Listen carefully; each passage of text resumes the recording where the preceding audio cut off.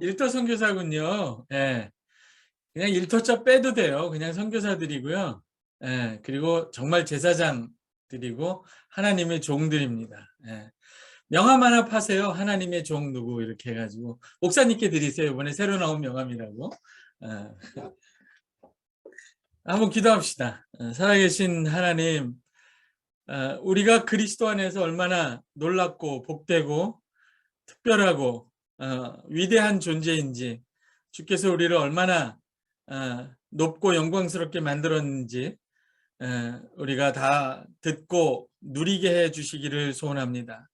다시는 세상이 나를 보는 대로 그저 점 하나, 일꾼 하나로 보지 않고 복음 안에서 하나님이 나를 보시는 대로, 우리를 보는 대로 하나님의 종이요 제사장이요 영원한 나라 새하늘과 새 땅을 이 새롭게 된 세상을 유업으로 받을 귀한 하나님의 종들로 확신하고 날마다 기쁨과 사명을 가지고 세상으로 나아갈 수 있도록 하나님 도와주옵소서.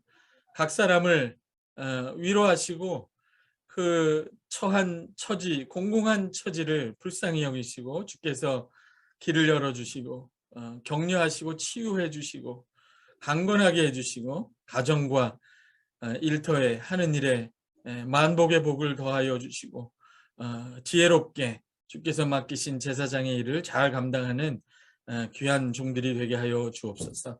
나머지 일도 주께서 친히 사랑 안에서 참된 것을 가르쳐 주시기를 간절히 바라옵고 예수님의 이름으로 기도합니다.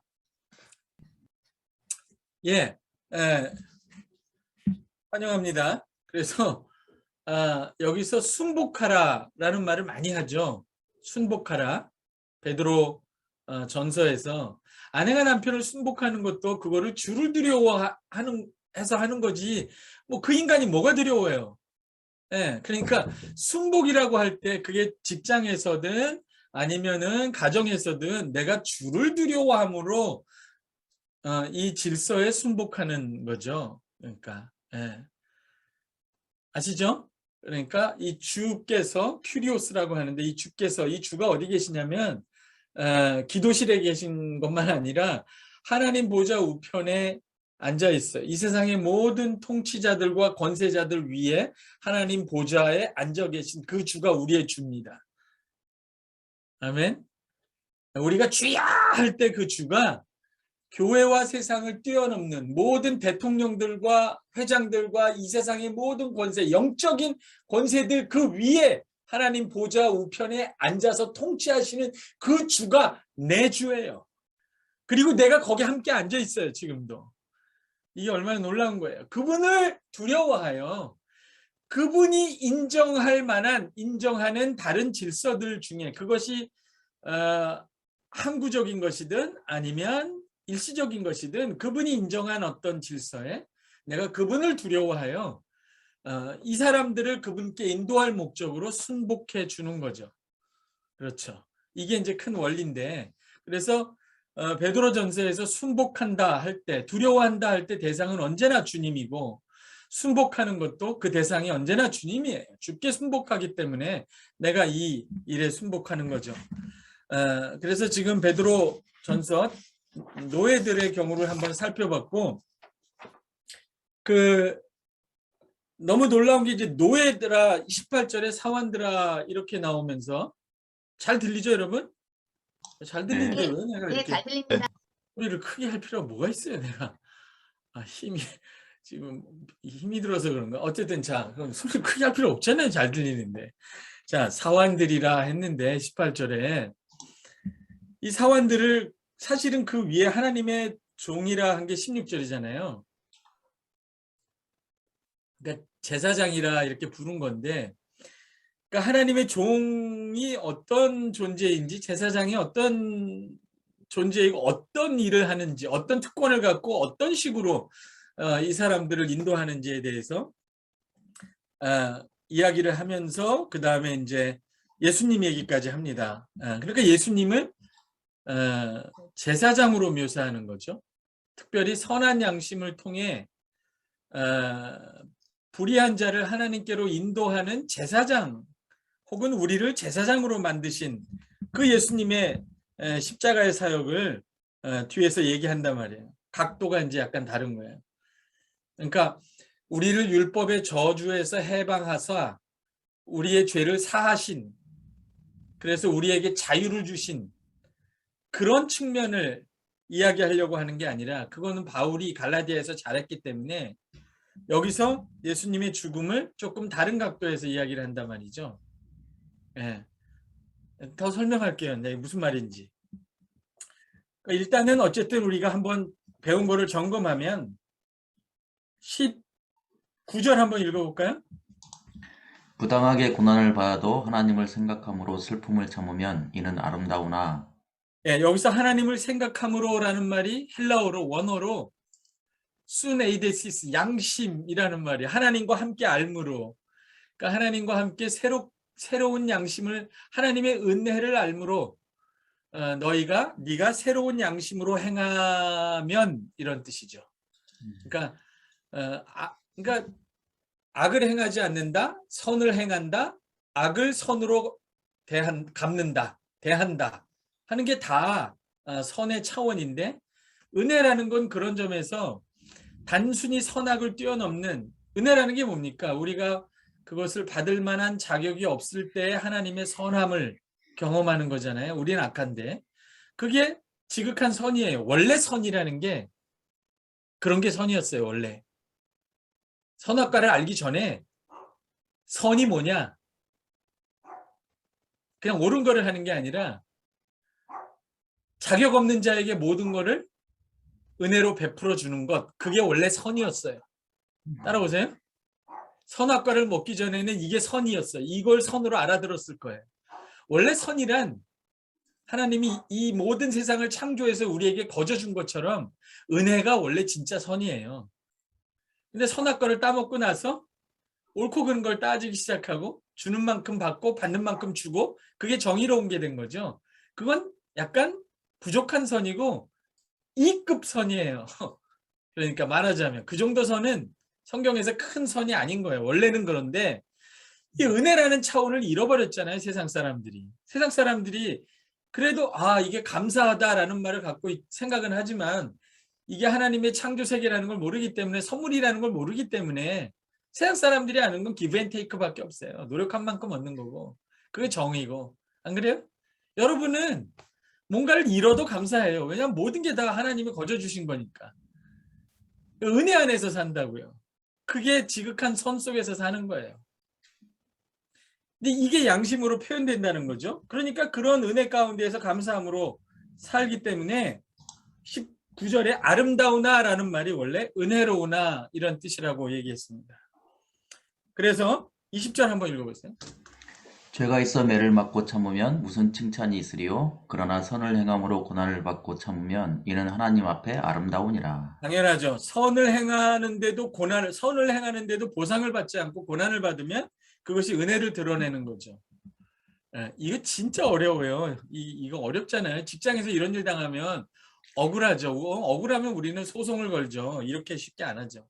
물론 소송을 걸어서 정당하게 문제를 해결할 수 있을 때는 해결을 해야죠.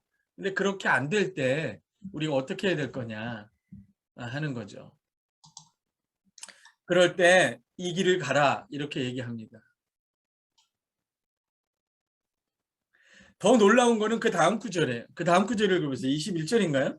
이를 위하여 너희가 부르심을 받았으니 그리스도도 너희를 위하여 고난을 받으사 너희에게 본을 끼쳐 그 자취를 따라오게 하려 하셨느니라. 제일 황당한 말이 21절에 이를 위하여 너희가 부르심을 입었다 이 말이에요. 이 부르심을 입었다는 말이 택하심을 입었다는 말인데, 1장에서는 굉장히 좋은 거잖아요. 너희를 택하신 분께서 긍휼로 너희를 택하사 더럽지 않고 썩지 않고 쇠하지 않는 나라를 주셨다. 아멘 할렐루야 했는데 여기서도 똑같이 부르신 거예요. 동사가 같아요.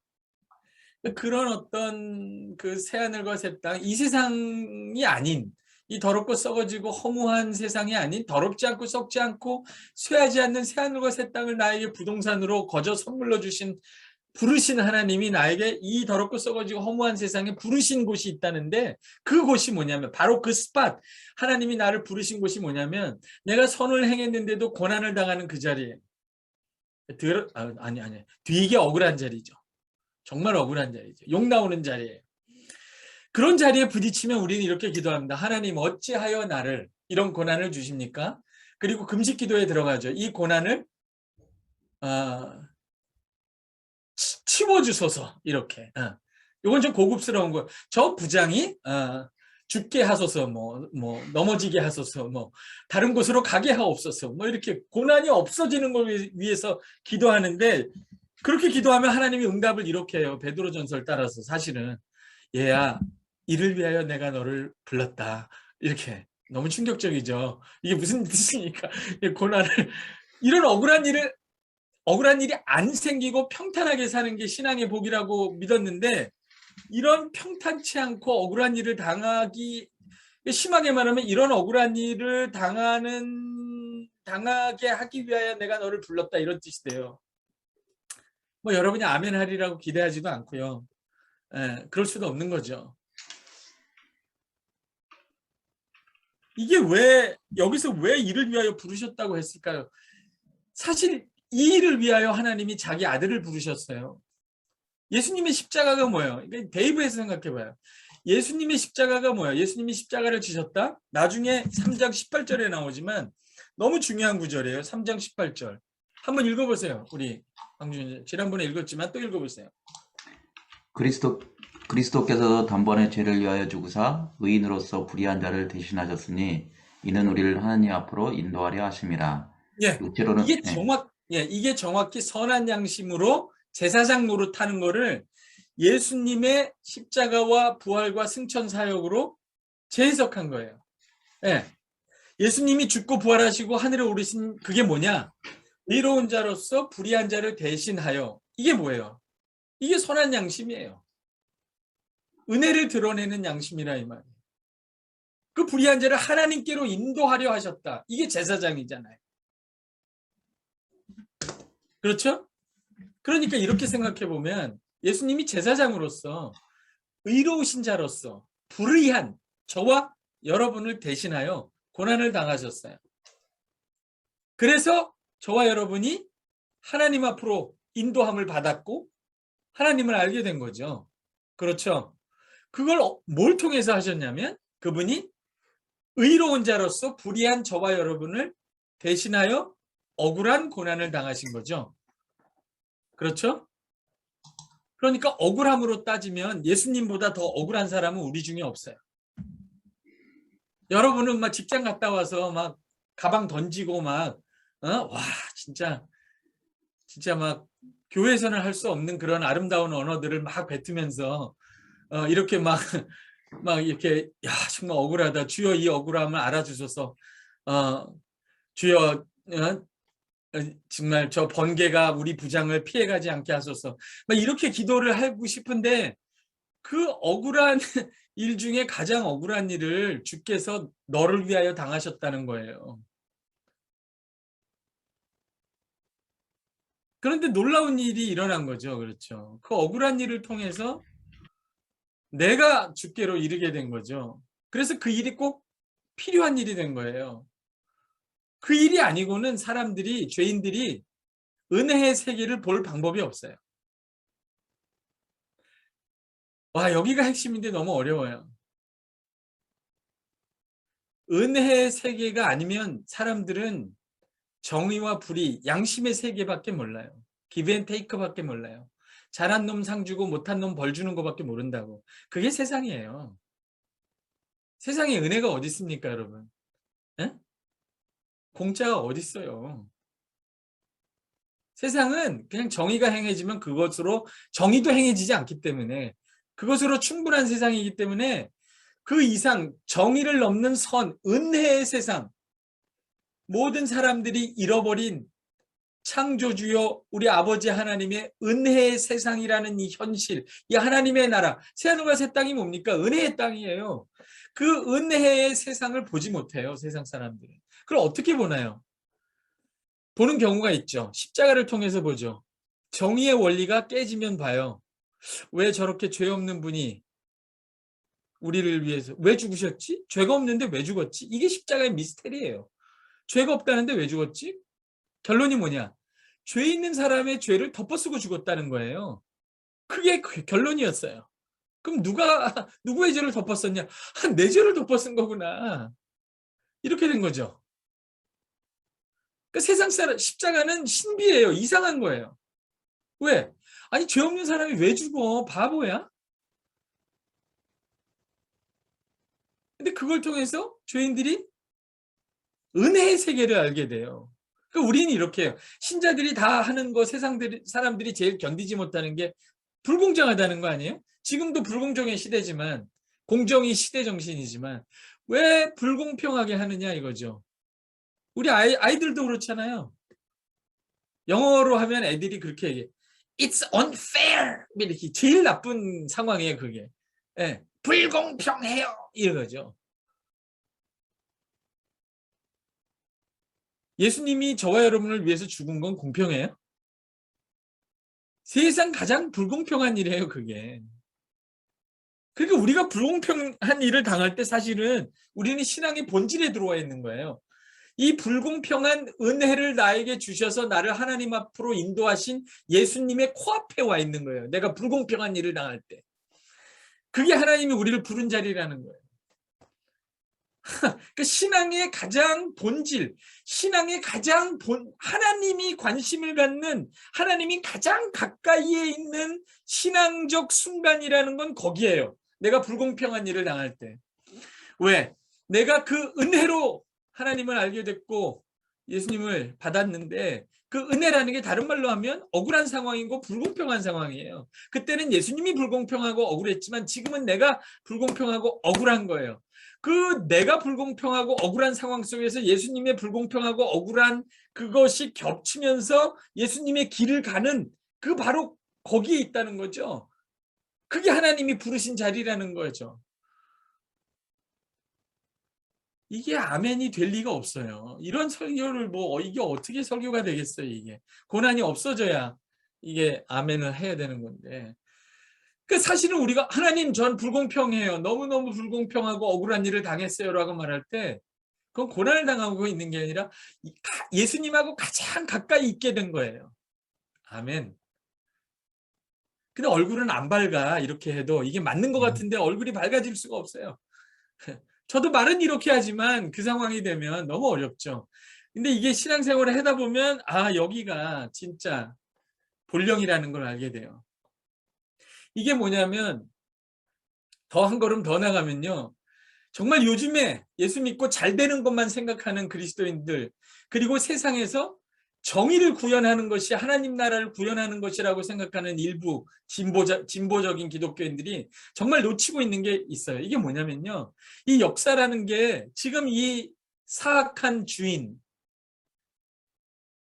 로마죠. 더 크게 말하면 이 사악한 이 세상 사람들 이 더럽고 썩어지고 허무한 권세를 가진 이 세상이 어떻게 바뀌느냐 할 때 우리 그리스도인들이 억울한 일을 당할 때 바뀌어요. 우리는 잘못한 게 없는데 우리가 도리어 불편을 겪고 고난을 당하고 그거를 참아내고 우리가 은혜를 드러낼 때 억울한 일을 당한 사람 피해자가 복수를 선택하지 않고 정의를 뛰어넘어 그걸 용서하고 은혜를 베풀 때 정의밖에 모르는 세상은 충격을 받고 그 이상을 보게 되는 거예요.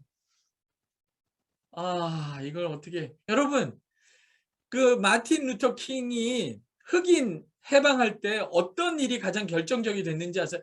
절대로 폭력을 행사하지 말라 그랬어요. 그 흑인들한테.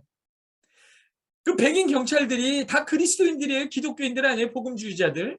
말 타고 소박 호수로다가 그 흑인들을 그렇게 그냥 다 뿌리고 이럴 때 마틴 루터 킹 목사가 그 흑인들에게 절대로 폭력으로 대하지 말고 그냥 당하라고 얘기했어요. 그 예수님의 원리예요. 왼뺨을 치면 오른뺨도 되는 거예요. 그러면 뭐가 드러나냐면 그 상대방이 지나치게 악하다는 게 드러나게 돼 있어요. 그러니까 무방비 상태로 어린아이, 흑인들 이런 사람들이 노인들이 소방호수로 맞고 그다음에 기독교인이라는 그 경찰들 백인 경찰들에게 곤봉으로 맞고 근데 그게 사진 기자가 사진을 찍어요.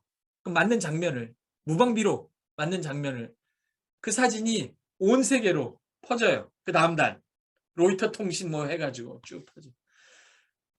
수치가 드러나는 거죠. 악이 드러나요. 악은 빛 가운데 드러나면 저절로 소멸하게 돼 있어요, 여러분. 이 참 어려운 얘기예요. 그 십자가가 악을 소멸하는 능력이에요. 악은요, 악으로 갚잖아요. 더 창궐합니다. 직장에서 해보세요. 악을 악으로 갚으면 어떻게 되나? 악을 정의로 처리하면요, 악이 제어돼요. 악이 잠시 제압됩니다. 그러나 안 없어져요. 악을 완전히 소멸하는 건 은혜예요. 은혜의 강력, 십자가예요. 그래서 십자가가 악을 소멸하는 능력이에요. 십자가에서 뭐가 드러났냐면요, 죄 없는 하나님의 아들을 죽여버린 마귀의 극단적인 무법한 사악함이 폭로가 된 거예요. 그러니까 하나님의 법정에서 마귀는 완전히 무고한 하나님의 아들을 죽였기 때문에 영원한 형벌을 받을 수밖에 없는 거예요.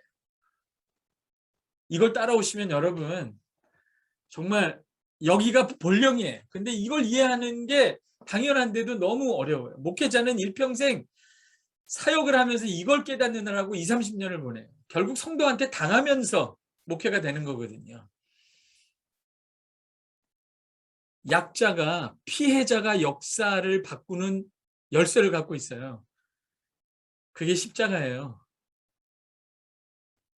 약자가, 피해자가 가해자를 바꾸는, 가해자의 세상을 바꾸는 열쇠를 갖고 있다고. 그래서 이한 열사가 죽은 다음에 민주화가 오는 거고요. 광주 사태가 지난 다음에 그 많은 무고한 사람들이 죽은 다음에 민주화가 오는 거예요. 악이 드러나거든요. 이 역사의 비밀을 아셔야 돼요, 여러분. 내가 약한 게 아니에요. 내가 피해당하는 게 이게 끝이 아니에요. 여기서 내가 어떻게 하느냐가 모든 걸 바꿉니다. 약자와 피해자가 역사와 가해자와 인생을 바꿔요. 내가 어저께 이걸 생각하면서 한 가지 예를 생각했는데 적절한 것 같아요. 여러분은 다 강자죠. 돈도 잘 벌고 직장에 있고. 여러분 주변에 있는 가장 큰 약자는 여러분의 엄마예요. 어머니. 아니겠어요? 우리 어머니가 피해자죠. 우리가 가해자 아니에요? 그분이 가장 약한 분이에요, 어머니가. 그분이 일평생 손해보고 피해보고 자식한테. 그리고 우리를 이렇게 살려놓은 거잖아요. 제사장은 약함이 그의 강함이 되는 거예요. 그가 고난받는 것이 역사를 바꾸는 길이에요. 이게 복음인데 이게 참 설명하기 어려운 복음이네요. 이렇게만 얘기하면 우울하죠. 아, 주여 이제 고난의 길을 가야 되는구나. 이 억울함을 어떻게 견뎌야 되나. 그래서 지금 복음 이런 얘기를 하기 전에 2장에서 이런 얘기를 하기 전에 1장에서 여러분이 영광을 얻은 존재라고 말씀드렸잖아요. 아멘? 이미 영광을 얻고 따라해보세요. 아, 이제 우울함에서 좀 벗어나야 되겠어. 또 고난을 얘기하니까 또 죽나보다 그러는데 따라해보세요. 이미 영광을 얻고 이미 영광을 얻고 이미 영광을 얻고 잠시 고난을 지나. 잠시 고난을 지나 그건 잠시예요. 억울한 거는. 잠시 고난을 지나 영원한 영광에 이른다. 영원한 영광에 이른다. 자, 영광의 샌드위치. 영광의 이 말은 또 샌드위치. 이상한가? 샌드위치. 영광이고 가운데 잠깐 고난이 있단 말이에요. 그러니까 샌드위치도 가운데 있는 게 제일 맛있는 거잖아요. 그러니까 이게 영광, 고난, 영광 이렇게 돼 있다 그 말이에요. 그러니까 그 고난도 잠시라고 얘기하고 그 다음에 그 뒤에 가면 그러면 우리가 이 억울한 일을 어떻게 견디며 그 집안을 보세요. 희생하는 어머니가 중심에 있을 때 모든 게 살아나잖아요.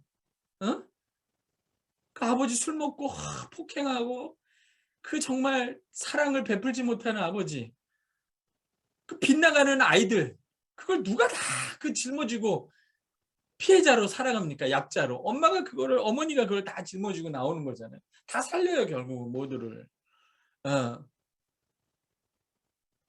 그런 것처럼 그 고난 중에서도, 억울한 일 중에서도 그렇게 할 때 그것이 단순히 고난이고 억울한 게 아니라 그 3장에 보면 동기부여를 하죠.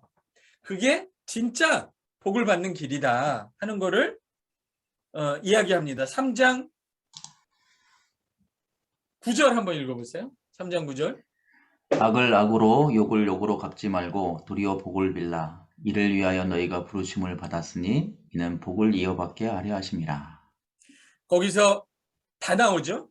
악을 악으로 욕을 욕으로 갚지 않는 것. 이게 선한 양심, 은혜를 드러내는 단순히 옳고 그른 거 선과 악을 뛰어넘는 그런 은혜를 드러내는 선한 양심의 길인데, 그 다음에 이를 위하여 너희가 부르심을 입었다. 그죠? 이건 아까 했죠. 이게 진짜 신앙의 본령. 그러니까 신앙의 본령은 내가 예수 믿고 모든 게 잘 풀리는 게 아니에요. 진짜 신앙의 본령은 예수를 믿었는데 억울한 일을 당하는 거예요. 거기가 하나님이 드디어 여러분과 하고 싶은 일을 여러분 손을 잡고 하는 중이라고. 거기가 예수님이 계신 곳이고요. 거기가 진짜 영광에 이르는 통로예요. 교수님 말은 좋은데요. 생각하기도 싫어요. 이런 얘기가 들려요, 제 귓속에. 근데 지금 그게 뭐라 그래요, 지금 9절에.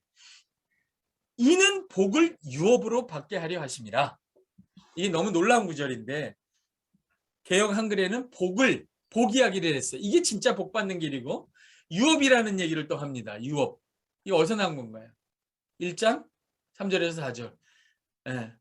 이게 진짜 복을 더럽고 썩어지고 허무한 복이 아니라 더럽지 않고 썩지 않고 쇠하지 않는 영원한 새하늘과 새 땅의 복을, 하늘에 간직된 유업, 진짜 복이죠.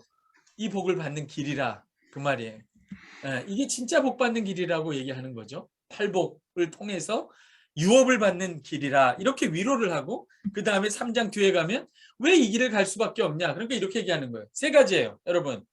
여러분 아까 내가 신앙생활하다 억울한 일을 당하는 그곳이 하나님이 부르신 곳이고 거기가 신앙의 본령이라고 생각했는데 하라고 내가 얘기했는데 그게 너무 어렵죠. 그래서 지금 베드로 전서가 세 가지 얘기하는 거예요. 첫째, 이미 너희에게 영광이 주어졌다.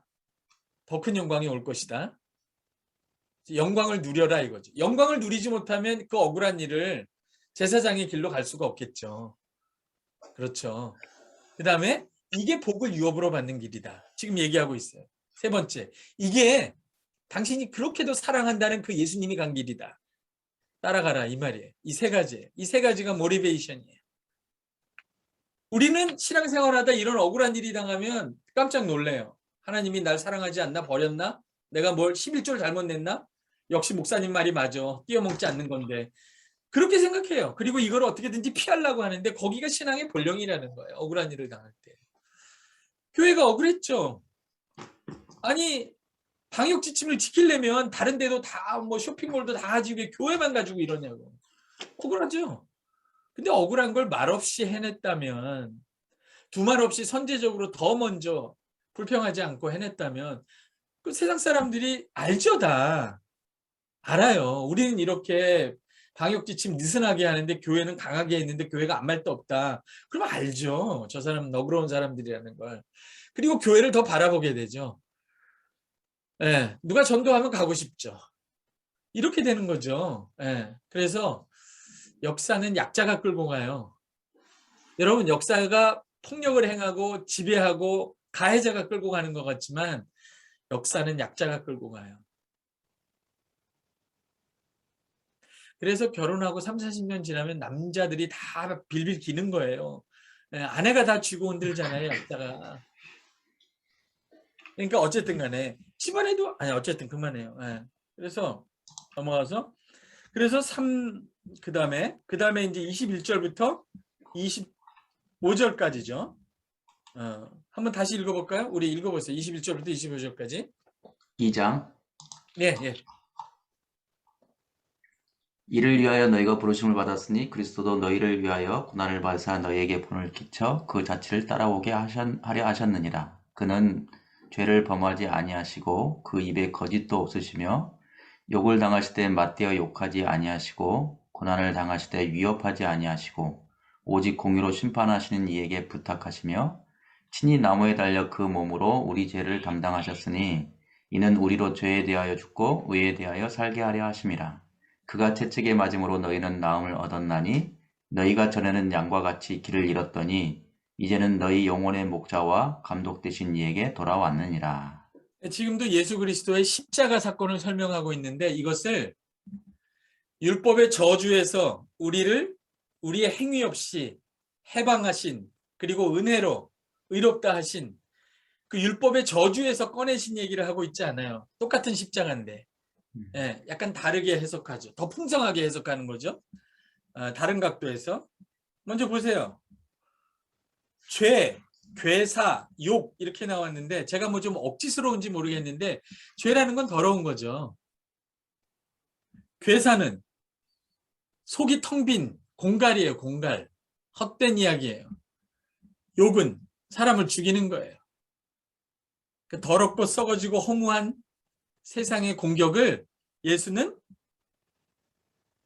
잘 이겨냈다 그 말이에요. 그 죄를 짓지 않았다. 여러분 히브리서처럼 그는 죄가 없었으며 이렇게 얘기 안 해요. 그렇죠? 그 죄가 없는 것이 아니라는 말이 아니라 죄가 없으며라고 그는 죄가 없는 분이시며라고 얘기하면 그건 무슨 말이냐면 죄 없는 분이 죄 있는 우리를 대신하여 우리의 죄를 대속하셨다 이 얘기를 하고 싶은 건데 죄가 없다고 하지 않고 죄를 범하지 않았다 이렇게 얘기해요. 그게 더 중요하다고 얘기한 지금 이 문맥에서. 왜요? 더러움에 항복하지 않는 거예요. 욕을 욕으로 갚지 않았다는 거예요. 우리도 누가 우리를 죽이는 말을 하면 우리도 그거를 갚고 싶겠죠. 근데 그분은 그렇게 하지 않고 선한 양심으로 제사장의 길을 갔다. 그런 얘기를 하고 싶은 거예요. 그러니까 24절에 보면 그가 나무에 달려 몸으로 우리의 죄를 담당하셨으니 이게 갈라디아서라면 우리를 율법의 저주에서 해방하사 우리의 행위가 아니라 믿음으로 의롭게 하셨으니 이렇게 나와야 되죠. 근데 우리의 죄를 담당하셨으니 뭐라고 나오냐면 우리가 죄에 대하여 죽고 의에 대하여 살게 하려 하심이라. 제사장이 되게 하려 하심이라 이렇게 설명하는 거예요. 아까도 말했듯이 십자가의 의미는 다이아몬드처럼 풍성해요. 하나가 아니란 말이에요. 그래서 지금 베드로가 이 십자가의 그 길을 선한 양심을 가는 제사장으로 설명하고 있다는 거예요. 이것도 중요한 거예요, 되게. 여러분, 한국교회가 십자가를 이런 식으로 이해한다면 세상 속에 선한 양심으로 제사장의 길을 가는 그 길이 십자가의 길이라고 이해하면 여러분 얼마나 더 십자가를 풍성하게 이해할 수 있겠습니까? 3장에 놀라운 거는 3장 1절 한번 읽어보십시오. 3장 1절. 아내들아 이와 같이 자기 남편에게 순종하라. 이는 혹 말씀을 순종하지 않는 자라도 말로 말미암지 않고 그 아내의 행실로 말미암아 구원을 받게 하려 함이니. 이게 원문에는 이와 같이가 먼저 나와 있어요. 여러분 지금 예수님이 선한 양심으로 이 세상을 지나가는 제사장이다. 대제사장이다 하고 이와 같이 대제사장 다음에 수석제사장이 나오겠죠. 이와 같이 하고 아내가 나와요. 그러니까 어떤 분들은 여기서 왜 아내에 대한 그 지침은 이렇게 잔소리는 이렇게 많고 남편은 왜 조금만 있냐 불공평하다 이렇게 얘기하는데 급이 달라서 그래요. 여러분 대제사장 얘기를 먼저 했잖아요. 예수님. 에? 여러분 대통령 지나갈 때 대통령 다음에 말단 5급 공무원 지나가는 거 봤어요? 대통령 뒤에는 국무총리가 가는 거예요. 여기 예수님 나온 다음에 이와 같이 아내들아 얘기한 거 아내가 그럼 뭐예요 그러면? 국무총리급이에요. 제사장으로 치면. 별로 안 좋아하시네. 그 남편은 별로 이런 큰 제사장 역할을 할 수가 없어요. 왜 그런지 아세요? 아내가 더 약한 자이기 때문에 그래요. 이 문맥에서. 제사장은 약한 자가 되는 거예요. 그러니까 이와 같이 아내들아 하고 그 다음에 쭉 나열합니다. 이 아내가 인도하는 사람이 누군가요? 믿지 않는 남편이죠. 그런데 놀라운 게 1절에 보면 혹 말씀을 순종하지 않는 자라도 믿지 않는 남편이에요. 말로 말미암지 않고 그날 아내의 행위로 말미암아 이렇게 돼 있어요. 이것도 흥미로운 점이죠. 직장에서 이렇게 쉽게 예수 믿으라고 전도하라고 말로 할 수 없지만 행위로 한단 말이죠.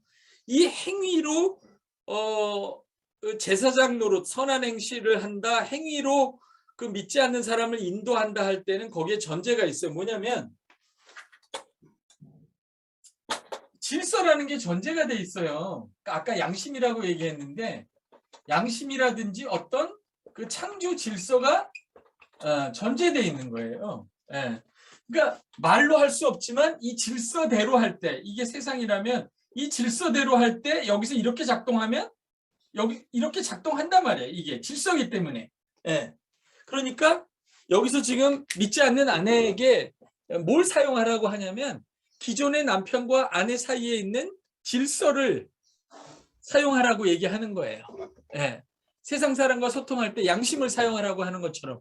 여러분 그걸 믿으세요? 남편과 아내 사이에 어떤 창조 질서처럼 어떤 정해진 질서가 어느 정도 있다?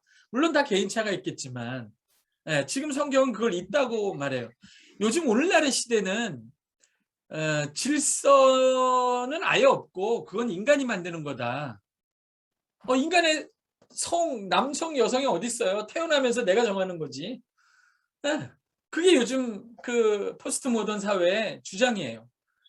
그러니까 하나님이 정해놓은 질서 이런 게 아예 없다는 거예요. 사람이 그걸 개인이 선택해서 그걸 결정한다는 거죠. 그럴 수밖에 없죠. 하나님이 없는 세상에서는 기존에 이미 있는 질서 이런 것들을 상상하기 어렵죠. 있어도 거부하죠. 이미 있는 질서는 창조 질서가 아니라 인간이 사회 속에서 만들면서 약속하거나 문화적으로 그냥 만들어 놓은 거지. 그리고 그거는 어떤 개인들, 힘 있는 개인들이 만들어 놓은 거지. 기존에 영원히 창조 세계에 있는 질서가 어딨냐. 다 인간의 선택이다. 나의 성도 내가 결정한다. 오늘은 남자 했다가 내일은 여자 했다가 그 다음에 중성했다가 무성했다가 성이 지금 12개가 넘어요, 여러분. 또 어떤 성도 있냐면 젠더 플루이드도 있죠. 그러니까 성이 계속 바뀌어요. 이걸 내가 결정할 수 있다는 거예요. 근데 지금 이 고대 세계는 중세까지만 해도 이런 생각 안 했어요, 여러분. 이 세상에 어떤 고정된 질서가 있다고 믿었어요. 우리 동양도 그렇고 다 요즘 와서 이렇게 무법한 시대가 됐지. 그래서 남편과 아내 사이에 어느 정도 질서가 있다 이렇게 이제 보는 거죠. 그러니까 그 아내에게 요구하는 게 다르고 남편에게 요구하는 게 달라요, 여러분. 이게 되게 흥미로운 건데 잠깐 얘기하면은 아내에게 요구하는 건 뭐냐면 4절에 보시면 오직 마음에 숨은 사람을 온유하고 안정한 심령에 썩지 아니할 것으로 하고 여기도 보면 아내에게 3가지를 요구합니다. 보면 2절에 보면 너희를 두려워하며 정결한 행위를 보험이라. 아내 보고 정결하라고 얘기해요. 그럼 뭐예요? 정결하면 반대가 뭡니까? 더러움이죠. 세상을 이기는 그런 어떤 심성을 갖는 거죠. 정결한 거예요. 더럽지 않고 그 다음에 4절에 썩지 아니할 것으로 나왔네. 더럽지 않고 썩지 않고 그러면 쇠하지 않는 걸 가져야 되죠. 이 아내가. 그게 뭐예요? 5절에 소망이죠. 이 재미없어요. 이게 성경이 재밌지 않아요, 여러분? 베드로가 보고 있는 이 세상의 특징 더럽고 썩어지고 허무한 게 아내의 역할을 할 때도 그 아내의 심령과 삶에 밀려 들어와요. 더러운 것, 썩어진 것, 허무한 것 이런 거. 그러니까 그 정말 이런 참다운 그리스도인 된 아내는 정결하고 썩지 아니할 것으로 그 마음에 성령으로 그죠? 보호하고 살아있는 소망으로 그 자기를 단장하는 거죠. 이게 명품이에요. 명품이라고. 뭐 겉으로 아무리 명품을 걸쳐도 그거는 뭐 아무것도 아니고 속에 진짜 이런 어떤 명품 심령을 갖는 건데 그 핵심이 뭐냐면 4절에 온유하고 안정한 온유와 화평을 요구합니다. 아내에게. 그러니까 아내가 세상에 더럽고 썩어지고 허무한 것을 다 이겨서 그 마음에 갖는 덕성의 가장 중요한 거를 여러분 온유와 화평이라고 얘기해요. 온유와 화평. 아까 내가 질서 얘기했죠? 왜 아내에게는 온유와 화평이 가장 큰 덕목이 될까요? 남편을 대할 때. 남편한테 그게 가장 잘 먹히기 때문이죠. 남편이 가장 좋아하는 거예요, 그게. 말하자면. 그러니까 이걸 대조해 보면 알아요. 여기 시간 많이 쏟고 싶지 않은데 남편의 경우에는 여러분 여기 보면 7절에 보면 남편이 마음의 온유와 화평을 가지며 이렇게 안 돼 있어요. 남편에게 요구하는 건 두 가지인데 배려하라는 거예요. 아내가 연약하기 때문에 배려해 줘야 된다는 거예요. 제가 어렸을 때 어머니께서 지나가면서 하신 말씀을 제가 잊지 않는데 여자를 다룰 때는 유리잔을 다루는 것처럼 조심조심 다뤄야 된다. 그 말을 들었는데 뭐 그렇게 사는 것 같지는 않아요. 근데 그 마음이 있어요. 조심조심 배려해야 된다. 그 다음에 3번이나 나오는 말 7절에 함께라는 말이에요. 뒤집어 말하면 이게 아내가 가장 원하는 것이라는 뜻이에요. 질서가 이렇게 돼 있단 말이에요. 아내는 여러분 남편에게 뭐 온유하고 화평한 남편의 그 덕성도 다 중요하지만 이게 다 공통된 거지만 가장 아내가 남편에게 가장 받아들일 때 자연스럽게 가장 잘 받아들이고 요구하는 게 뭐냐면 배려하고 함께 해달라는 거죠. 그러면 타락한 이 세상에서 이런 질서가 다 깨졌는데 남편이 가장 못하는 건 뭘까요, 그러면? 많은 걸 못하지만 남편들은 가장 못하는 게 뭐예요? 배려를 못해요. 그냥 걸어가면 자기가 앞에 혼자 가. 뒤에서 문을 나왔는지 안 나왔는지 문을 닫고 자기 혼자 가는 거예요, 그냥. 네. 배려가 너무 힘들어요, 남자는. 여자 보고 지금 남편을 배려하라 이렇게 얘기 안 하죠. 여자는요 그냥 자연스럽게 남편을 배려해요. 이게 뭐 사랑 때문은 아닌 것 같아요. 그러니까 남편을 배려해서 남편한테 잘 먹이고 약도 챙겨주고 병원도 이거는 이제 남편이 건강해야 자기가 오래 살기 때문에 남편을 살려야 되잖아요. 그러니까 아내는 남편을 배려할 수밖에 없어요. 그건 아내한테 요구하지 않아요. 남편을 배려해라 이렇게 얘기 안 해요. 저절로 해요. 그 아내에게 늘 남편과 함께 해라 이렇게 얘기 안 해요. 왜? 아내는 늘 남편하고 함께 하고 싶어 해요. 여러분은 아닌가 보다. 여러분은 전혀 다른 세계에서 사나? 우리 집사람도 그래요. 같이 죽자고. 자기 죽은 날 같이 죽재요. 왜 나를 데려가냐고. 내가 결혼하고 나서 너무 놀라운 게 뭐냐면 제가 하루 종일 집에 있었어요. 공부를 하니까 뭐 미국 그때 미시간에서 공부를 하고 THM 공부하고 있어요. 하루 종일 집에 있잖아요. 뭐 학생이 뭐 하겠어요. 근데 저녁에 둘이 딱 앉았는데 소파에서 앉았는데 우리 집사람이 절 보고 그런 얘기를 하는 거예요. 여보 너무너무 외로워. 아니 내가 하루 종일 같이 있었는데 뭐가 외로워. 그래서 한참 얘기하고 싸우다가 깨달았어요. 마음을 다해서 눈을 맞추고 마음으로 함께 하지 않으면 나머지 시간은 꽝이구나. 그거를 깨달았어요, 제가. 여러분 아멘도 안 하고 뭐 다 아는 거라고 생각하는데 남편은 무슨 일이 있으면 아내하고 막 그걸 의논합니까? 동굴로 들어가요. 혼자 거기 들어가서 안 나와요. 거기서 뭘 하는지 모르겠지만. 남편은 혼자 있기를 좋아해요. 문제가 생기면. 함께 안 하려고 그래요. 밖에 무슨 일이 있었어 여보? 그러면 당신 몰라도 돼. 이게 전형적이잖아요. 우리는 안 그렇지만 예수 믿는 우리는 지금 다 개조가 돼가지고 안 그렇지만 그러니까 이게 반대로 말하면 아내에게 온유와 화평을 요구하잖아요. 그거 왜 그럴까요? 남편한테 가장 필요한 거예요.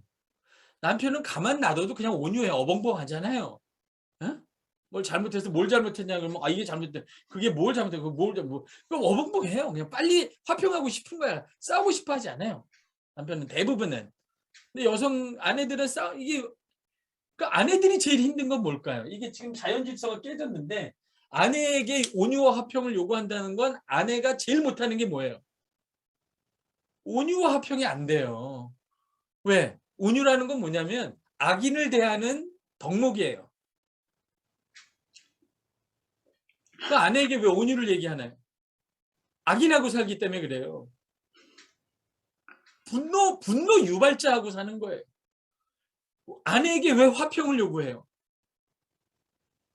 싸움을 일으켜요.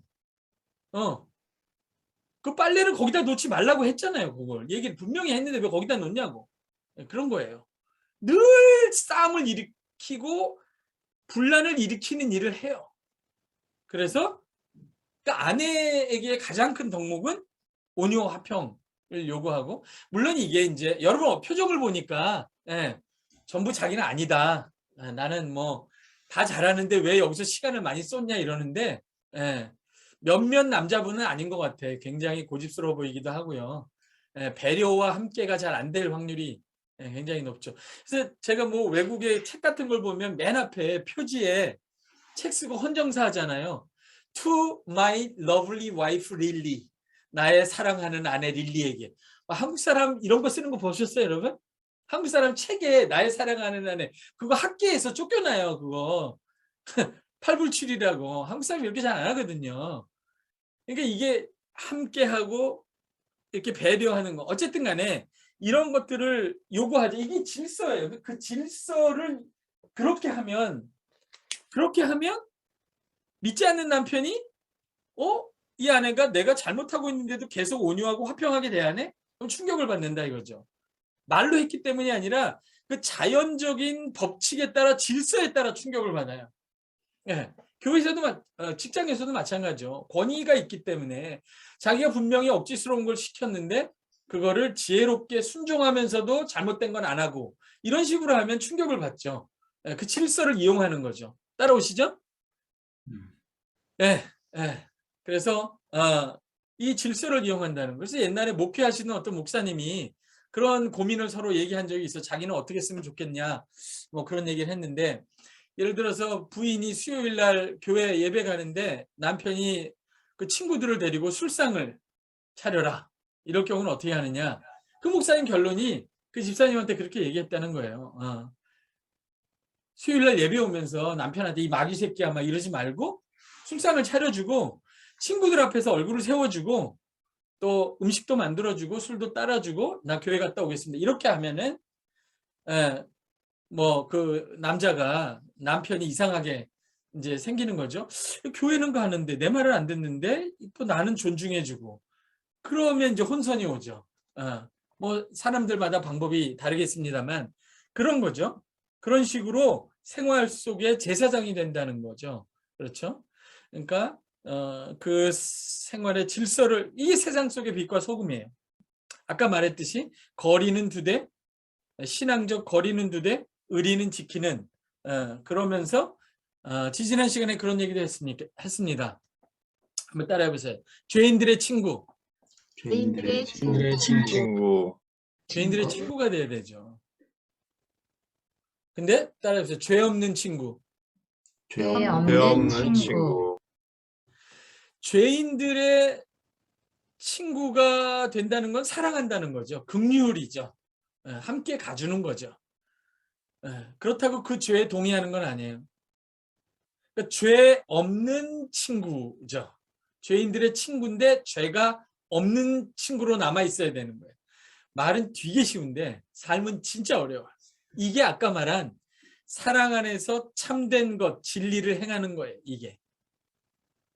사랑만 있으면 어떻게 될까요? 그냥 죄인의 친구예요. 같이 죄를 먹고 마시게 되죠. 근데 사랑은 없고 진리만 있다. 그러면 나는 죄가 없어요. 그리고 친구는 아니에요. 이게 바리새인들이에요. 소금통에 있는 소금이라고. 아무 영향력이 없어요. 근데 죄인들의 친구인데 죄가 없는 친구예요. 여러분 직장에서 동성애하는 친구 있으면, 동료 있으면 친구하세요. 같이 밥도 먹고 친구하시라고. 내가 그리스도인인 줄 알지만 같이 친구하세요. 그러나 나는 그게 아니라고 생각한다고 말하세요. 그러면서도 잘해줘 보세요. 어떻게 되나. 이런 게 필요한 거죠, 사실은. 그래서 너무 이론적인지 모르겠는데 어쨌든 이게 굉장히 중요한 원리다 하는 것을 우리가 기억을 하면 좋겠어요. 그 다음에 8절 이후에는 3장 8절에서 12절까지 3장 8절에서 12절까지는 이게 원리를 얘기하죠. 그래서 복을 받는다 이 말이에요. 이렇게 하는 것이 진짜 복을 유업으로 받는 길이다 하고 위로합니다. 아까 제가 우리 신앙생활 속에서 억울한 일을 당하면 그게 신앙의 본령이고 거기가 예수님이 가장 가까이 있는 곳이고 거기가 바로 하나님이 우리를 부르신 자리라고 제가 말씀을 드렸는데 그건 좀 고통스러운 순간이긴 하지만 그게 복을 유업으로 받는 길이라고 베드로가 분명히 위로를 해요. 이게 진짜 복을 받는 길이에요. 세상에서 더럽고 썩어지고 허무한 복을 받는 게 아니라 진짜 영원한 복, 더럽지 않고 썩지 않고 쇠하지 않는 복, 그 유업을 받는 길이라고 분명히 격려를 합니다. 그리고 나서 두 번째로는 3장 13절에서부터 13절에서 15절까지는 이렇게 할 때 우리가 복을 받을 뿐만 아니라 드디어 전도가 된다는 거죠. 이게 이렇게 할 때 드디어 전도가 된다는 거예요.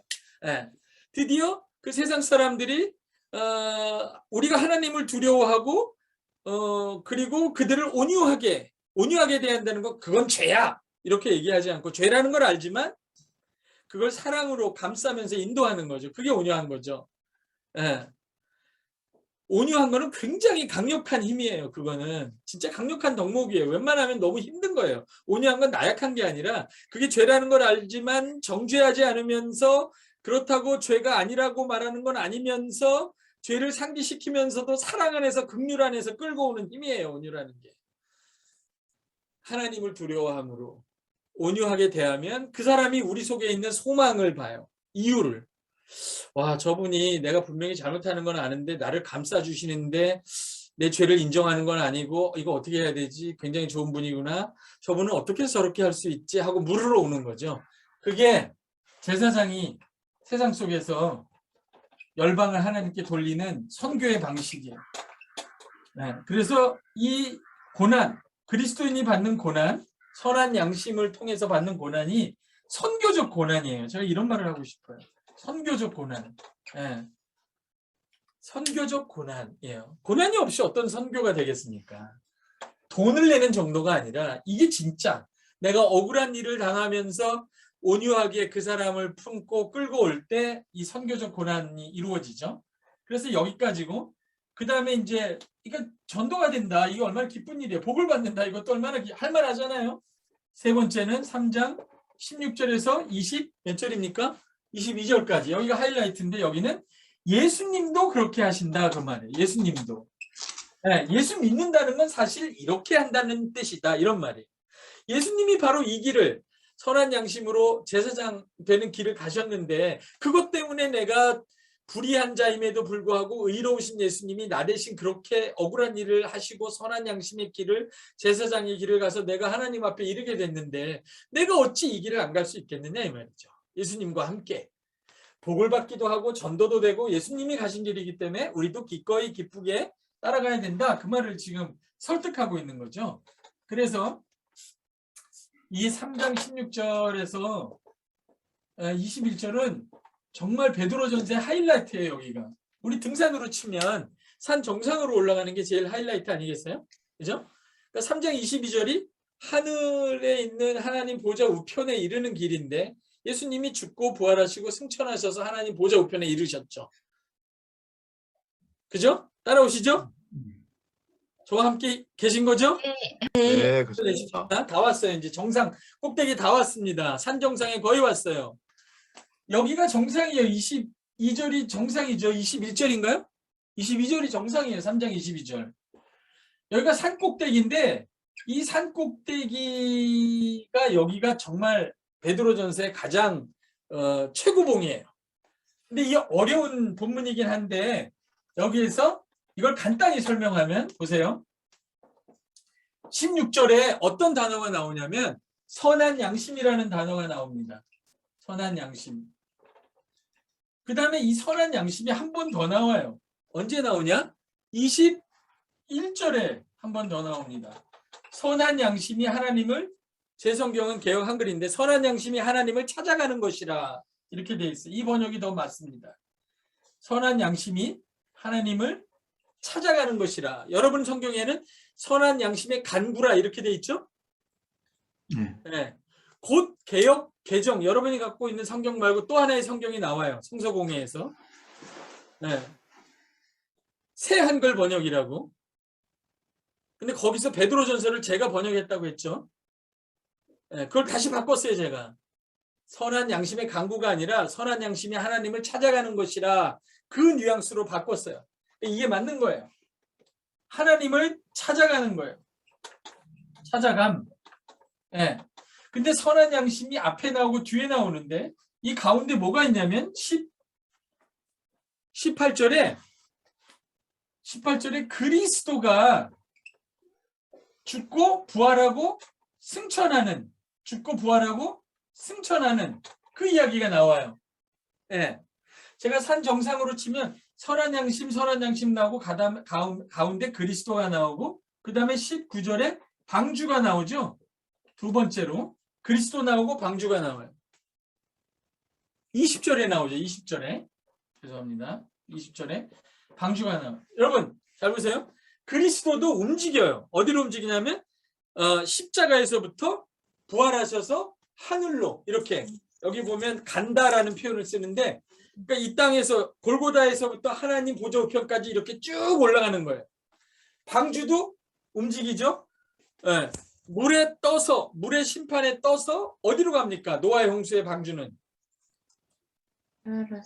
아라랏산 마른 땅으로 가는 거예요. 그게 구약에서 마른 땅이지만 사실은 새하늘과 새 땅의 상징이에요. 네. 새하늘과 새 땅 여기서는 지금 하나님 보좌 우편으로 가는 거죠. 하늘로 가는 거죠. 그 하늘에 뭐가 있나요? 1장 3절에 4절에 하늘에 간직된 유업 더럽지 않고 썩지 않고 쇠하지 않는 나라 새하늘과 새 땅이 하늘에 간직되어 있는 거죠. 그 방주도 그쪽으로 가고 있는 거예요. 근데 더 놀라운 거는 여러분 이건 제 책을 읽으세요. 이거를 간단히 이렇게 하고 끝날 문제는 아니에요. 21절에 20절인가요? 세례가 어디 나오죠? 21절. 이 세례를 한마디 더 합니다. 세례는 여러분 물로 받는 거잖아요. 그죠? 물을 뿌려서 받는 건데 원래는 물속에 들어갔다 나오는 건데 이 세례도 방주처럼 그리스도처럼 어떤 하나님 보좌 우편에 이르는 하나의 어떤 이동, 하나의 과정으로 설명하는 거예요.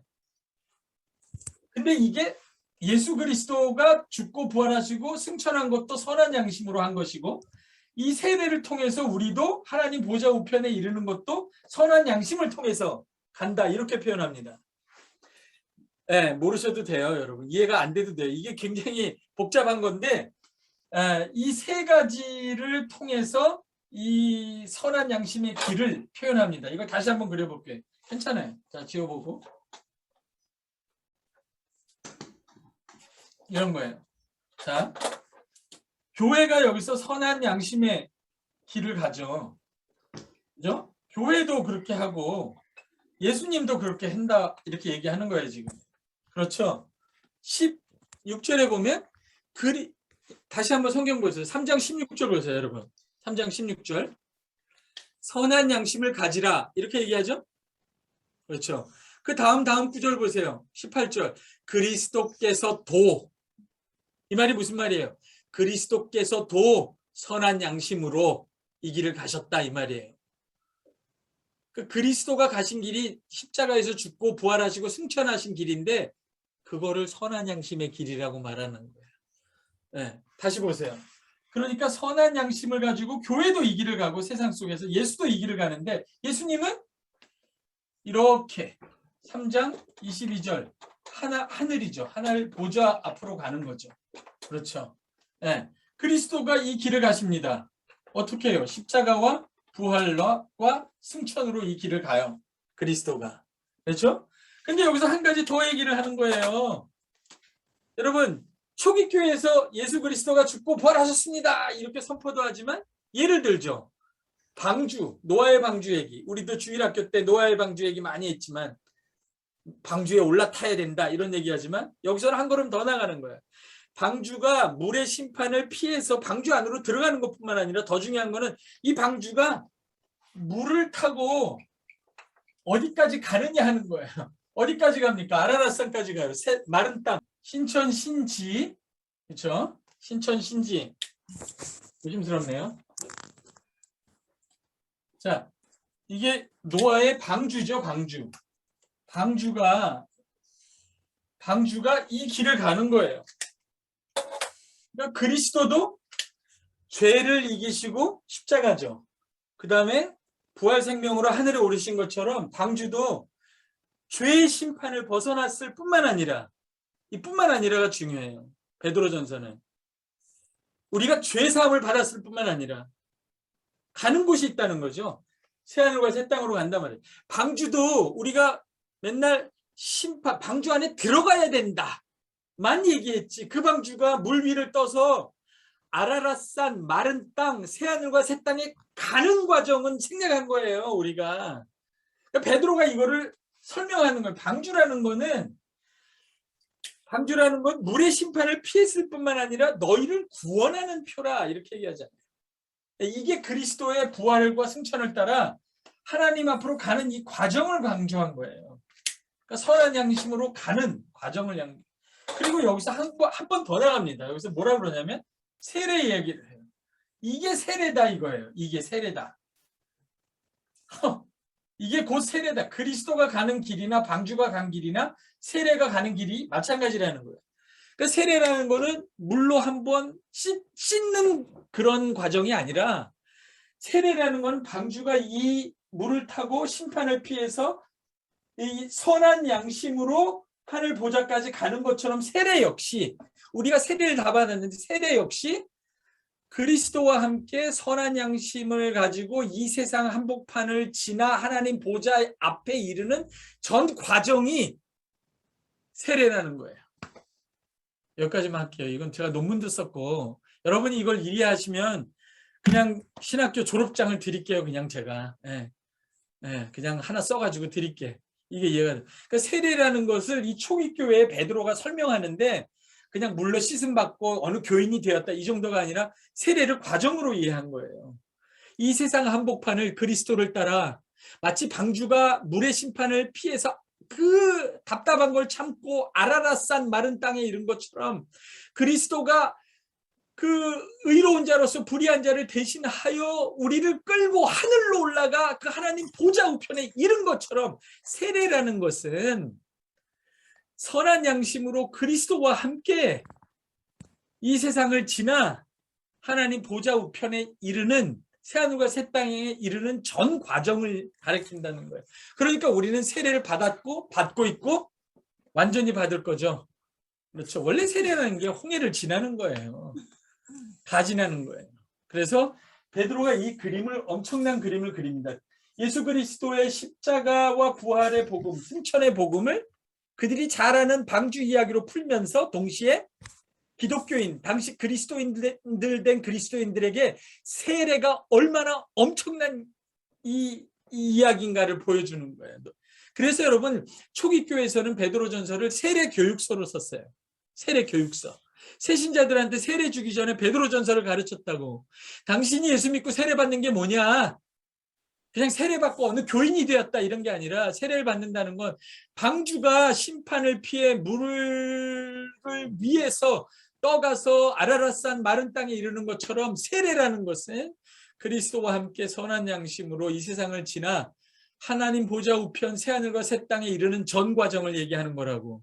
세례 받았다면 그런 식으로 세상에서 선한 양심으로 끝까지 지나가고 그리스도와 함께 하나님 보좌 우편에 이르고 새하늘과 새 땅에 이를 것이고, 이르렀고 이루고 있는 중이고 이를 것이라고, 그게 세례의 의미라고 가르친 거예요.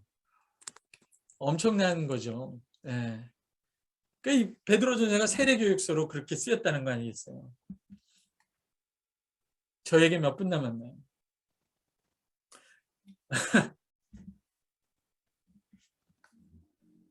지금 35분인가요? 몇 분 됐죠? 예. 그래서 그냥 오늘은 여기까지만 하는 게 낫겠네요. 다음 주에 베드로 후서를 하기 전에 4장 5장을 좀 간략히 하고, 그렇죠? 또 베드로 후서를 이렇게 들어가는 것이 좋겠습니다. 여기서 또 하면 무리가 될 것 같아요. 그래서 그냥 이 그림에서 잠깐 머물죠. 여러분 질문 혹시 있으세요? 이 그림에 대해서? 16절에서 22절 이해가 안 됐거나 조금 질문이 있거나, 제가 지금 한 설명은 이해하세요? 예. 그러니까 놀라운 게 뭐냐면요. 이 예수 그리스도의 십자가의 사건을 바울이 갈라디아에서 얘기하는 것처럼 율법을 상대로 해서 율법의 저주에서 우리를 그리스도 안으로 옮겼다. 율법을 배경으로 해서 율법 아래 있지 않고 그리스도 안에 있다. 뭐 때문에? 십자가 때문에. 죄 없으신 주께서 죄 있는 우리를 대신하여 우리는 율법 아래 있지 않고 행함이 아니라 믿음으로 구원받고 그리스도 안에 있다. 할렐루야. 율법 아래 있다가 그리스도 안에 있다. 할렐루야. 이걸로 끝난 게 아니라는 거예요. 이 십자가를 세상, 당시에 로마죠. 로마. 이 세상을 배경으로 이 십자가를 재해석한 거예요. 이게 베드로가 전한 십자가의 복음이에요. 이게 놀라운 거예요. 바울이 전한 십자가의 복음은 바울은 유대인들하고 싸웠잖아요. 그러니까 율법 아래 있지 않다는 거예요. 여러분 11조 안 하면 지옥 가요? 이 얘기도 긴 얘기지만 11조 안 하면 암 걸려요? 구약 그럼 11조를 하려면 11조가 율법이고 그거 안 하면 저주받는다 그러면 11시 예배 때 목사님이 동물 제사를 드리시라고 그러면 같이 그래야지 맞잖아요. 율법은 성취된 거예요. 이미 성취됐다는 건 더 이상 효력이 없고 끝났다는 거예요. 아 그러면 이제 아무것도 안 해도 되는구나. 아니죠. 예. 신약교회를 보면 11조를 드린 게 아니라 전재산을 드린 거죠. 우리 모든 걸 드린 거예요. 구약에서도 11조가 한 실제로 따지면 10에 2.5 정도 돼요. 2.3 정도 돼요. 구약 백성이 그렇게 냈어요. 사실은. 자기네 수입해서. 그때는 또 이스라엘이 그 정치와 종교가 함께 묶여 있었으니까 따지자면 오늘날로 하면 세금으로 한 10% 나가잖아요. 그러니까 정말 나는 구약 수준의 그 정도밖에 안 하겠다 하면요. 1.3배 정도 내면 돼요. 그가 교회를 내든지 뭐 가난한 자를 돕든지 선교사를 돕든지. 왜냐면 10%는 나라에서 가져가니까. 나라에 10% 내고 또 23% 또 내고 33% 내고 그러면 어떻게 힘들죠 좀. 근데 그러니까 말하자면 우리 수익에 다 합쳐서 세금까지 내는 것 쳐서 정확히 따지면 2.3% 내는 게 맞는데 근데 구약의 백성은 동물 제사를 드렸잖아요. 근데 우리는 영원한 속죄 제물을 받았고 우리가 받은 은혜가 더 크잖아요. 그 이상을 흘려보내는 게 맞죠. 그러니까 율법은 성취됐고 율법에서 해방됐지만 우리는 율법의 요구 그 이상의 은혜를 받은 거기 때문에 그 이상을 해야 맞는 거죠. 이렇게 이제 논리가 흘러가는 게 맞아요. 따라해보세요. 더 큰 은혜. 더 큰 큰 은혜. 큰 은혜, 요구. 더 큰 요구. 큰 큰 요구. 요구. 은혜와 요구가 언약의 구조죠. 그렇죠. 근데 우리는 새 언약을 받았기 때문에 더 큰 은혜를 받았기 때문에 더 큰 요구를 하는 거예요. 그러니까 옛 율법에서 얽매일 필요는 없어요. 그것 때문에 저주받지 않아요. 그러나 더 큰 은혜를 받은 자로서 더 큰 요구를 행하기 위해서 끊임없이 성장해 가야죠.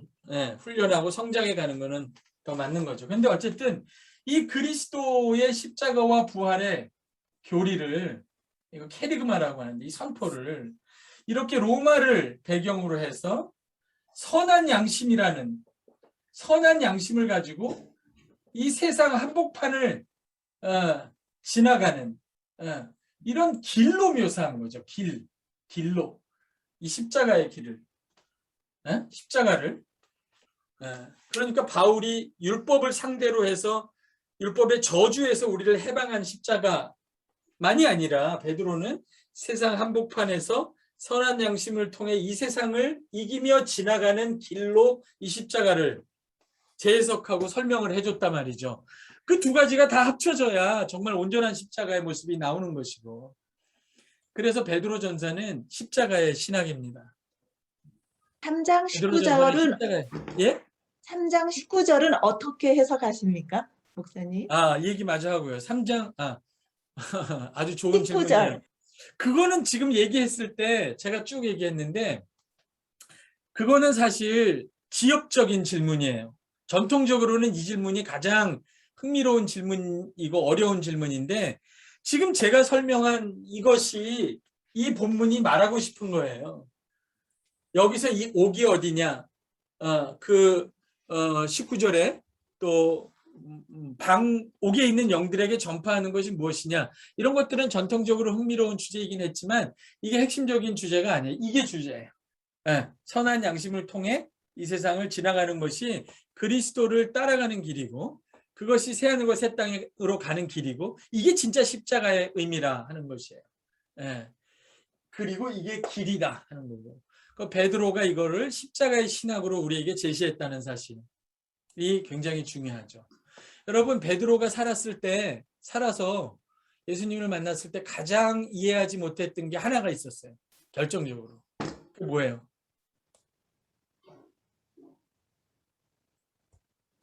예수님을 잘 따라다니고 다 예수님 주여 그리스도시오라고 하고 다 했는데 한 가지를 이해 못했어요. 예수님한테.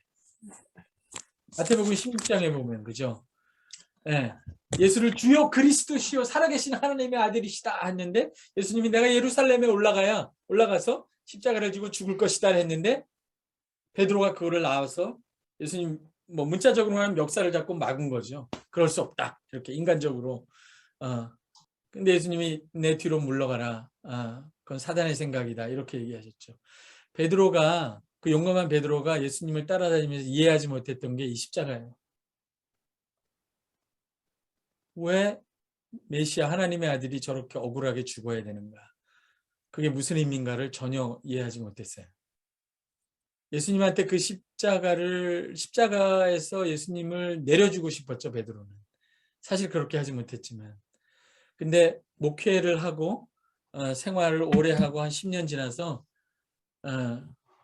베드로가 드디어 깨달았죠. 십자가가 무슨 뜻인지. 죄 없는 자가, 가장 능력 있는 자가 가장 무력한 자가 되어서 억울한 일을 당한다는 게 어떤 의미가 있는지를 알게 된 거예요. 그게 세상을 어떻게 바꾸는지를 알게 된 거예요. 그러니까 베드로의 십자가의 신앙은 정말 깊은 거고 오늘날 자기의 권리가 조금이라도 침해되면 목사든 누구든 교회든 멱살을 잡고 세상 법정으로 가는 이런 교회들이 완전히 버린 거예요. 잊어버린 거예요. 모른 거예요. 뭐가 뭔지. 십자가가 없어졌어요. 그러니까 율법의 저주에서 해방된 십자가만 있지.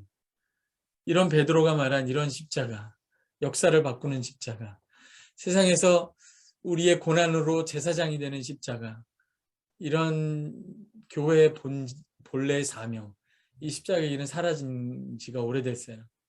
그래서 이거를 정말 깊이 있게 복구할 때 기독교다워질 거라고 생각해요.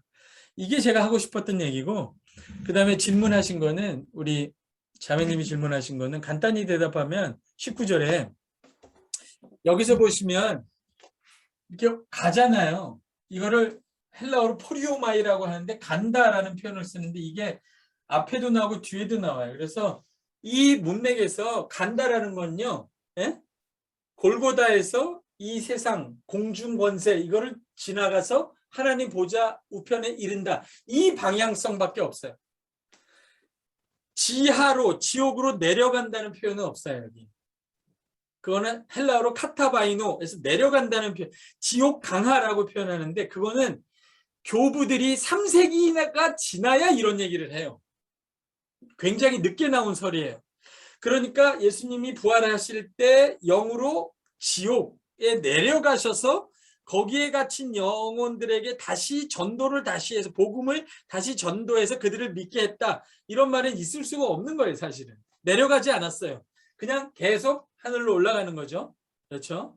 두 번째, 그러면 옥이 뭐냐라고 할 때 어떤 성경에서 옥은 한 4가지가 되는데 지하 감옥 이렇게 내려가는 곳이 아니라 여기서 옥은 사실 이렇게 보면 이 세상이에요. 공중 권세 이 세상이라고. 여러분 이 세상이 굉장히 아름다운 것 같지만 이 세상은요. 창세기 6장에 보면 타락한 천사들이 반역을 해서 쫓겨나서 갇혀있는 감옥이에요. 그러니까 이 세상 공중 권세 잡은 자는 마귀고 여기 악한 영, 타락한 영, 하나님께 반역하는 영, 더러운 영, 죽이는 영들이 가득한 곳이죠. 세상은 이 더럽고 썩어지고 허무한 영들로 가득한 지옥이에 지옥을 방불하는 곳이에요 원래. 그러니까 예수님이 와서 제일 먼저 하신 게 성령이 오신 거죠. 그 세상을 뚫고 성령이 이 땅에 오셨을 때 가장 혁혁하게 일어나는 게 뭐냐? 귀신을 쫓는 거예요. 이 세상이 구치소 정도는 돼요. 교도소 비슷하게. 여기가 지옥 비슷한 곳이에요. 그래서 여기를 뚫고 지나가시죠. 지나가시면서 그 옥이라는 것이 이 세상을 가리킬 확률이 높고, 그 다음에 전파신이라 할 때 감옥에 갇힌 영, 노아 때 죽은 그런 사람들, 믿지 않고 죽은 사람들을 전도를 하겠다 이런 게 아니라, 여기서 전파한다는 것은 유앙겔리오, 복음을 전한다는 게 아니라 케루소, 선포하는 거예요. 일방적으로. 예수 그리스도께서 죄와 죽음과 하나님을 반역하는 허물을 깨뜨리고 승리하셨다라는 것을 선포하는 거죠. 그래서 그 모든 영적 권세들, 모든 권세들이 굴복하게 하시는 거죠. 그래서 하나님 보좌 우편에 앉았다. 그래서 전파했다는 말도 복음을 전했다는 게 아니라 일방적으로 선포했다는 거고, 옥에 있는 영들이라 할 때 그 영들도 성경에서는, 신약에서는 사람의 죽은 영혼을 가르칠 때는 푸시케라는 말을 많이 써요. 푸뉴마라는 거는 어떤 천사들의 영을 가리키는 게 더 많죠. 예. 그래서 그것도 그렇고 그렇게 되죠. 그 다음에 그 옥에 갇힌 영들에게 전파했다 할 때 이렇게 보면 이 세상에 갇힌 그 타락한 영들, 영적 권세들, 이 세상을 더러움과 썩어짐과 허무함으로 가두는 영들에 대해서 승리를 선포하셨다. 이렇게 보는 것이 적절하죠. 만일에 지옥이 있는데 거기에 믿지 않고 죽은 사람이 있는데 그 사람들한테 복음을 전해서 다시 믿게 한다면 누가 지금 전도를 하겠어요? 성경에서는 그러니까 성경 한 구절을 해석할 때 전체를 봐야 되는데, 죽은 사람에게 복음을 다시 전해서 회개케 한다는 그런 이야기는 없어요. 카톨릭의 연옥결인데 그건 일관되지 않아요. 성경에 그런 것들은 거의 힌트가 없어요. 영원한 우리의 생명과 영원한 심판은 살았을 때 복음을 듣고 결정하는 거예요. 죽었을 때 세컨 찬스가 없어요. 그게 성경에 일관된 증언이기 때문에 지옥 강화에서 복음을 전해, 이거는 그렇게 말할 수 있지 다른 거를 설명할 수가 없어요. 그렇게 하면 어려운 문제를 풀려다가 더 어려운 문제를 만들면 그건 답이 아닌 거죠. 대충 이렇게 대답할 수 있어요. 됐죠? 예. 아직도 질문이 있으시면 나머지 또 질문해서 다음 시간에 답하기로 하고, 여러분 시간을 가져야 되는데, 그죠? 이제 좋은 시간 많이 갖기를 바랍니다. 여러분 수고 많이 하셨어요. 나머지는 또 다음 시간에 하겠습니다. 네, 감사합니다. 수고하셨습니다. 네, 목사님께 감사합니다, 교수님. 네, 수고하셨습니다. 감사합니다. 밥 먹었어요? 감사합니다. 네, 잘 감사합니다. 보내세요. 예. 좋은 나눔 되시길 바랍니다.